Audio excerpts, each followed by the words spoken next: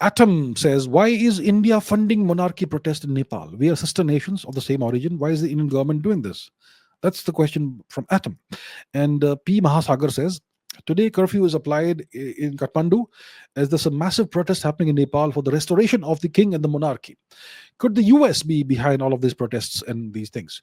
So, one question is whether India is behind this, and why is India behind this? So, Mr. Atom is he believes that India is behind this, and P. Mahasagar is wondering whether the US is behind all of this. So, what's the deal?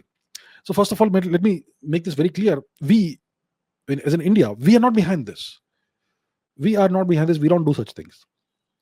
Of course, I cannot say that we don't do such things, because in the 1980s and 1990s, especially in the 1990s, the then government of India messed up Nepal very badly by supporting the Maoist insurgency, which brought down the monarchy.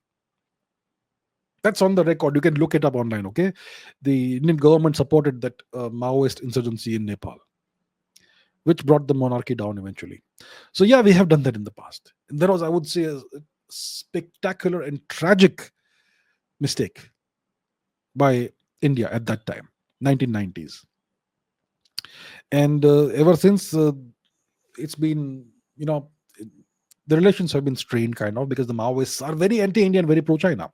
So imagine shooting yourself in the foot. So that's what India did at that time.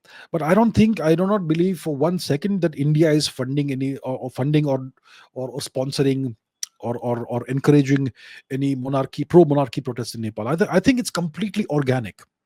I don't even think the US could be behind this. Because see, if the Nepalese monarchy is restored, and the king comes to power again, the king is gonna be very strongly pro-India. He's not gonna be pro-China. You could say that he'll try and be friendly with the West as well, but historically, the Nepalese monarchy has been pro-India. Nepal has been a Hindu Rashtra, right? A Hindu country. The last Hindu country it was, and now it's no longer that. So the people have seen through the situation the past few decades. They've seen that the Maoists have, they have not been beneficial for the country, for the nation, for the people. And they yearn for the old days when the king used to rule. You had a monarchy, and the monarch was like a father to the people of Nepal. That's how it was always the case, right? Hindu monarchs are like fathers to their nation and to their people, and their role is not of rulers but of servants, and they operate from a dharmic basis, and that's what the people of Nepal would like to see again. So I think this is a very organic thing. People are getting fed up of whatever the situation is like politically in Nepal. I don't Could the US be behind this?